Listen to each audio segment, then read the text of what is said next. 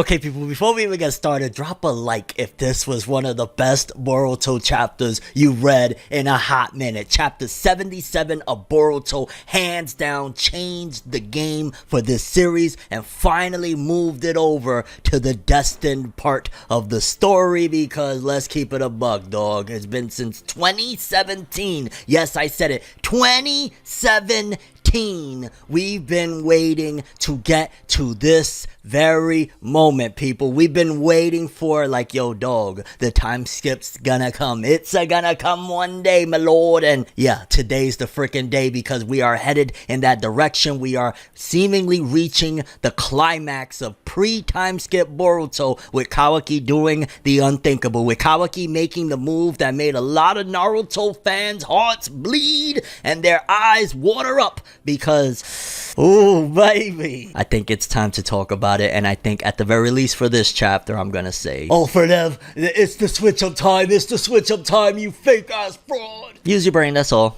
Let's talk a little bit of this Boruto chapter 77's greatness. Yes, people, this chapter itself was indeed greatness. Let's do it. I must go, must leave this house. I must go, the time is now. I must go, it's time to get out. And quickly before we get started, if you would hit that subscribe button and that bell, it takes 2 seconds, it helps me out. It'll alert you when I drop new content and it's a win for everyone, so please hit them buttons, subscribe. People, Boruto chapter 77, yet again, like I gotta say, it was humongous because not only did it have massive pieces of, yo dog, we're getting close to the time skip now, this right here pushed it all forward, but there was also other elements of the story building up this new Gohan for the Naruto Boruto franchise with Himawari. It got a little bit more of Ada dropping breadcrumbs. We got 1,000. Let's take it from the top, shall we? Because of course the chapter starts off with a cover page of Kawaki, colored, looking very sick. He got his karma mark activated, and yo, shout outs to all of those people with them fraudulent spoilers, because initially for days I'm thinking, oh, we're getting a Sasuke cover. It's about to be mad Sasuke hype, or I shouldn't say shout out, I should say shame on you. How dare you trick me like that? But no, we got this really epic Kawaki cover page with the karma mark. And usually when we get stuff like that, that means the story's going down. If we get like a Ada cover page or like, you know, Daemon playing around, I'm not expecting much. When we get something like this, I'm expecting a lot. If we get Momoshiki, I'm expecting a lot. And when we get this, we've got a lot. Because the chapter picks up from where the last one left off with Kawaki bugging out. He is going super psycho mode over the thought of Boruto continuing on, having Momoshiki, and seemingly even conversing with Momoshiki. And it looked like he already was about to go nuts right there. At any given second, it would have been like a bomb exploding. So much so, in fact, that there was only because of Shikamaru that things didn't go down right there. Like literally, if Shikamaru had not opened his mouth and said one line to Kawaki that basically made him think for a second, we would have had right there, Boruto would have had to fight for his life against Kawaki because he was going absolutely bonkers the moment he knew about Momoshiki. And that line, of course, from Shikamaru was when he was basically like, yo dog, what are you doing? Stop and recall Naruto's face when he saw that his son was dead. You haven't forgotten, have you? And that was right there where it pushed Kawaki and also showcases Kawaki's growth as well to actually be like, all right, I'm on this really horrible, destructive path and I'm about to do some really heinous stuff, but I'm gonna be considerate because I love Naruto so much and I did not like the shock on his face with what happened. Let me go have a conversation with the old man, so to speak. So Shikamaru bought Boruto a little bit of time, but also kind of cast the dice so that it would go into the direction of what happens to Naruto and Hinata, why? And pretty much Kawaki goes off. He says he gotta run an errand real quick and Boruto is all confused. I ain't gonna lie, I would be there like, dog, what's happening with my guy? Because we do have to keep into context, like opposed to this being the Naruto and Sasuke situation where from rip day one Sasuke was like on some other stuff, Kawaki has kind of been like a blank canvas, so to speak, that was maybe with a little bit of paint initially with everything that happened to him, of course, with Kara and Jigen and Amado, the experiments and stuff like that. So he was definitely a little bit, I don't want to say corrupted, but a little bit traumatized, a lot of traumatized. He was very traumatized off jump, but with everything that Naruto added to him, it kind of gave him him more of a consciousness, damn near. He was kind of reborn as a conscious person, so to speak, thanks to Naruto. And again, like I said, opposed to the Naruto and Sasuke situation, Kawaki has been shown, whether it be the manga and of course some of the anime original episodes, to actually look at Boruto as a brother. So you got to imagine that this is even more of a, I guess you would say, fierce feeling than anything else, because it's like this time around, it's not that we went on a couple of missions and you had my back. They lived together, they ate together, they watched movies together, they went out as a family together. And I'm gonna throw this argument, and it's gonna be a very hot take. You ready for a hot one? You ready for a hot one? But I gotta be very cautious with saying this, so bear with me. Obviously, I've been on record saying that the Boruto anime is not my bag per se. Yes, when it gets to the canon stuff, it's really dope, and even some of the anime original stuff like Deepa is great. But overall, the Boruto anime, while it may not be for me on that level, the people that enjoy the Boruto anime, like really love it, they watch every episode or most of the episodes, and they're totally fine with anime original content. When this stuff gets animated, it is going to probably hit for those anime only fans a lot more than the manga fans, because while the manga did demonstrate them as some sort of family and camaraderie, the anime gave you every single week, yo, here's Kawaki going to school with Himawari, here's Kawaki fighting with Boruto after they're trying to take a pee. You know what I'm saying? Like, they are showcasing through and through for the last few years them as a family and as a unit. So when you take away and you add this whole monstrosity of a situation, you're gonna see that the Boruto anime fandom, the ones that actually really love all of it, they're gonna be hit and rocked a lot harder than just us, because this is going to be way more devastating to see this family life completely thrown into disarray with Kawaki's rage. And also, it seems as though, based on what Boruto says, because I ain't gonna lie, I did feel a little bit muddied going back to quite a few months now, the chapters where Kawaki and Boruto were able to, but in particular Kawaki, hide their chakra and whatnot. It seems as though the explanation for that is essentially due to his karma mark. He's able to shrink himself, and that's how he's able to get around that whole chakra sensing situation. It kind of would have made a little more sense for way back then to understand that, but I guess I think at the time that was leading into Kawaki revealing that yet again he has the karma mark. So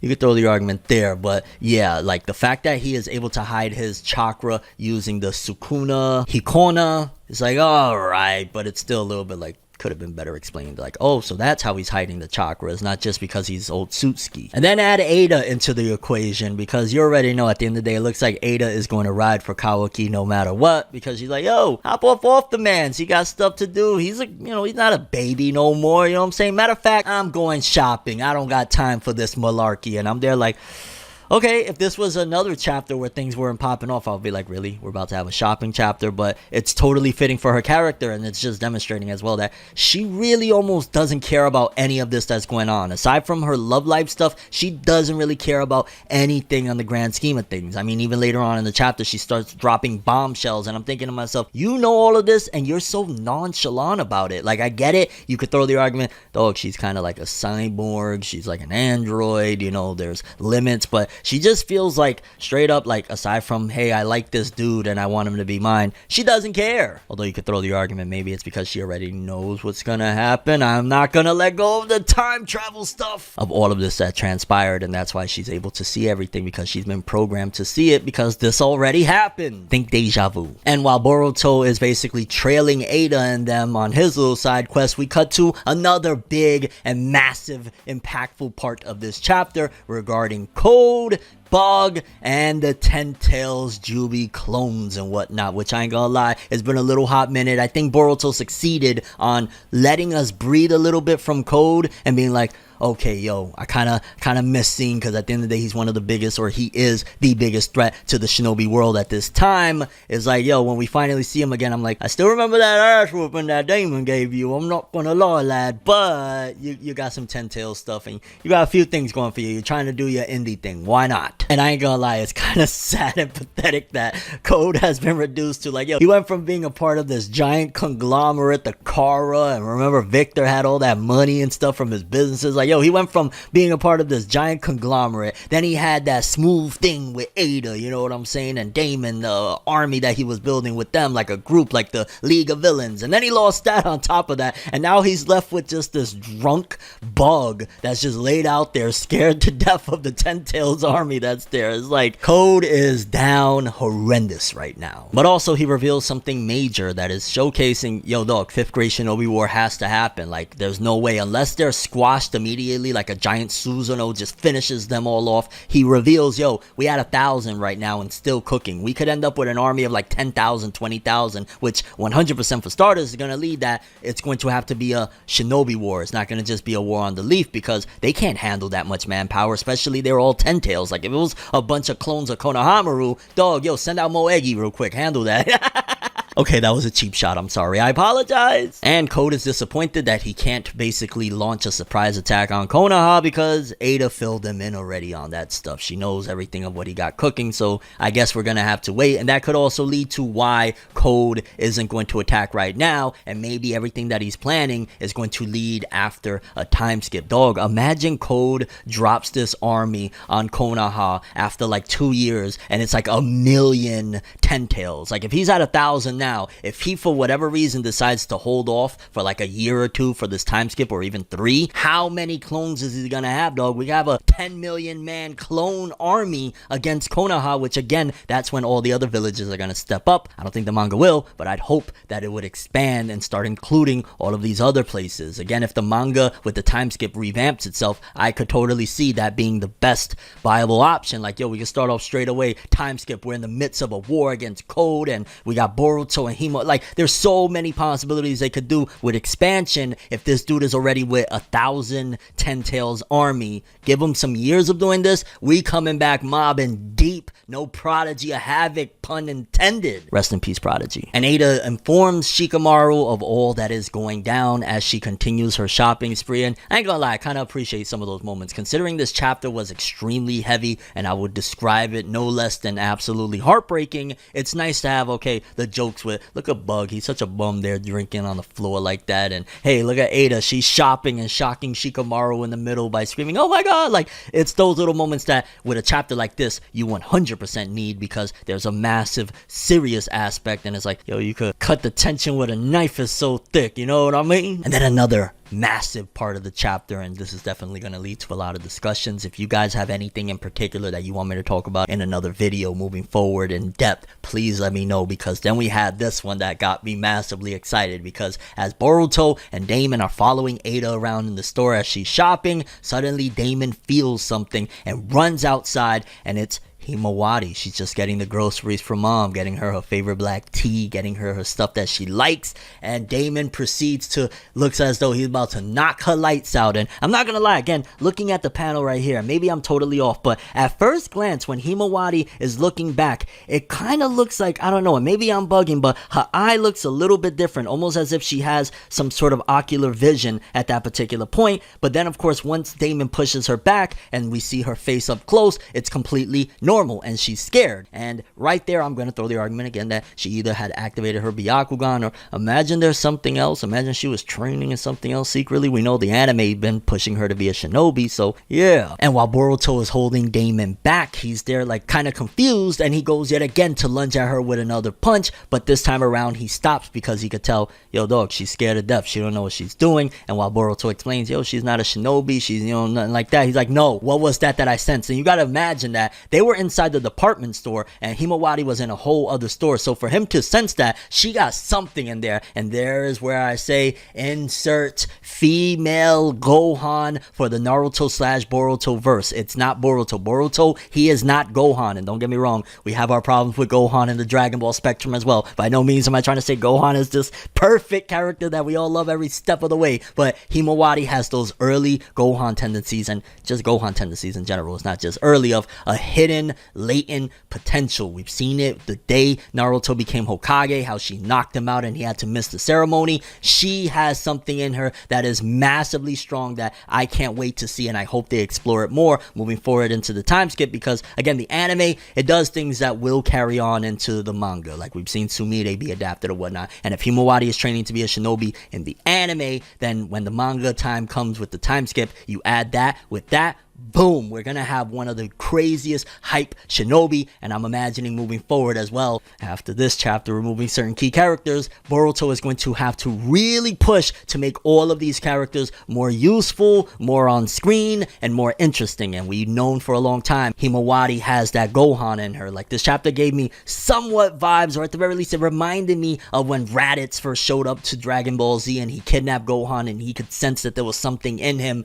That's what I felt like with this one with Himawari, of they could sense that she got the beast in her fam. And I ain't gonna lie, it was kind of funny, and I gotta say that I think Spy Family kind of inspired this situation when Boruto was like, well, wait a minute, you think she's, you know what I'm saying, Big Brother would never let it happen. Like, that is totally them trying to push a little angle there based off of the success of Spy Family and Anya's little situation. I mean, it was a kind of little funny thing, and again, you need these moments, like, and that's one of the things about Boruto chapters like this. Like, if it's all a straight up chapter with 90% of like those type of jokes, it kind of feels like that's not necessarily what we want. But when you have the mixture of giant plot elements moving forward with this in unison, then it's a perfect blend, it's a perfect marriage. However, we cut to the Uzumaki household, and Naruto and Hinata are just conversing, and kind of Hinata is like, yo, how much more for this, you know, cohabitation that they're doing over there? I want to have dinner with my whole family. It's nice to have you here, but I want the kids here, everybody as well. So you can see that Hinata is suffering through this whole situation of, yo, my son, he got this alien stuff inside of him, and then we got this rogue nut job kid with us. It's like, it's a lot. Honestly, Naruto is putting a tall order on his wife and his family from the moment he even brought Kawaki into that household, you know? However, Kawaki shows up and says, Naruto, have a seat, we have to talk about stuff. And he basically goes on to once again tell him, which I was happy that Naruto responded in the way that he did. He was like, yo, dog, you changed my life. I wouldn't be who I am right now if it wasn't for you. You saved me. That's why I gotta do everything for you. He basically sounds like he's somewhat obsessed with Naruto, to which Naruto replies, it's kind of creepy, fam. It's getting a little bit weird, Lord. But I think for the most part, that was not only addressing the situation, but for comedic purposes as well, because it's like, yo, dog, I get it. You love me. All right. But then Kawaki drops the bombshell. He drops the gauntlet, so to speak, when he reveals, yo, I'm gonna destroy every last Otsutsuki, all of them. That's the only way, and we've seen the build up to this point. And this is where, despite the fact that, again, I still stand on all of the things I said in terms of pacing, but this is where some of those chapters where you're building up and you're slowly seeing Kawaki's character development and character progression get to this point, and it adds value. It shows now, like, we've seen little by little him getting more frustrated, trying to find the answers to stop all of these calamities and problems that is happening within his life and to the people that he cares about. And this is where he finally sets on a resolve, so to speak, of, no, I gotta kill every last one of them, which includes Boruto and inevitably himself at the end. But he takes it a little too far when he's like, yo, dog, I ain't gonna lie, when I failed to kill Boruto, the only thing I thought of is, man, I failed, dog. How could I do this? I can't believe it. To which Hinata, rightfully so, slaps the taste out of his mouth. And I'm gonna keep it real, because I've seen some people trying to push a narrative that, yo, he came from abuse with the Jigen situation. How could she do that? Dog, no. You don't talk about killing a son in front of a mother and think that that's gonna fly, dog. Yes, she's absolutely in the right. Kawaki deserved that. He gotta understand, when you're doing things like that, there's gonna be ramifications. You're gonna get slapped up, and it is what it is. I saw people like trying to say, oh, the abuse. No, dog, he's talking about killing her son. No. On top of the fact that she has all of this pressure on herself, like, the narrative really doesn't dive into everything that Hinata is going through, but she is going through a lot, being the mother of this household and having to sit back and see her family falling apart. And I'm not gonna lie, it started really getting heavy when basically she said, you know, how could you think of doing that to, you know, your brother, basically? And Kawaki replies with, you gotta be crazy to kill your own brother. Essentially, like, he does look at Boruto as a brother. He does love him, but he has to get to this resolve, he feels, in order to solve this problem, even if it means destroying his own heart, so to speak, because he cares about Boruto, it's clear as day, but he wants to save everyone so badly that he feels that this is the only option. This is the only way to rid everyone for good. Personally, I would have been like, yo, where's Amado at? And I would have, what, boy? I would have just started waxing that. Tell me how to stop this. Tell me how to save my brother. fuck out of here, bro. And after Kawaki goes on a little longer with this spiel of basically saying, I'm gonna start a revolution, so to speak, to destroy the Otsutsuki, Naruto's like, yo, if you want to attack my son, you know I'm not gonna let that go down. You're gonna have to kill me. Are you willing to do that? And right there, Kawaki's like, don't worry, fam, I don't gotta do that. Did you see Boruto episode 1? Did you read the first chapter? I'll refresh your memory. And he sends not only Naruto, but also Hinata into a portal, potentially making it that this would be the last time we see Naruto for a very long time. If what Kawaki is referencing in the very beginning of Boruto's anime and manga, saying, yo, I'm gonna send you the way of the seventh, if this is the same way that he was sent and what he's referring to, we might not see Naruto for an extremely long time. If the story isn't gonna get to that Boruto and Kawaki clash for another 5 or 10 years or something crazy like that, we probably won't see Naruto for a long time, to seeing what him and Hinata are doing wherever they were sent. Personally, again, I added this recommendation and I still stand by it in the spoilers. I think that this leads potential for somebody to come and draw a Naruto and Hinata side quest manga. I know a lot of people would really love that, and at the same time, that's how you would make a, yo dog, we got a Boruto manga and a Naruto manga. You could choose both, fam. Get Kimura Shingo, the dude that's doing the Sasuke art, get Kishimoto to just write some points and have somebody fill it in. I think that'd be fire. Just saying. However, Kawaki finishes it off, sending them away, and that heartbreaking panel of Naruto reaching out while Kawaki's dojutsu is activated is just like, ay! And the chapter ends off with Kawaki saying, once it's all said and done, you can come and take my life, Lord Seventh. And just wait till then. With the shattered picture frame, you know, the family picture of the Uzumaki household. Man, this was the best chapter in forever for Boruto. This is better than even some of the Ishiki chapters. We're finally getting to that point, and all of the build up, while it felt tough to get through the last couple of years, adding all of Kawaki's character development is one of the gems that came from that struggle. And this chapter, greatness. Curious what you guys think about this entire situation. Do you think that Code is going to go for years and make an army of 10 million 10-tailed Jubi, and that's going to start a new war? Do you think Himawari is going to be one of the strongest shinobi we have post time skip? Do you think we're not going to see Naruto moving forward for the next 5 to 10 years in this story? Could that lead to a Naruto spin-off manga? I'm just saying. And your overall thoughts and expectations for the future of Boruto Naruto Next Generations manga, chapter 78 and beyond. This was phenomenal. I love this chapter. It was great, and yeah, time skip ain't far off at all. In fact, that vision that Momoshiki showed Boruto will probably come to fruition within the next couple of months of everyone attacking Kawaki. Pretty much Kawaki is going to do something devastating to Boruto, and everyone's gonna rage on him. This might also lead to Sarada activating her new dojutsu. There's so much! But that's all I have for this one. I'm ForneverWorld, and as always, people, have an awesome day. Subscribe and hit that bell to get more, because we're gonna be talking a lot of Boruto and Naruto stuff moving forward.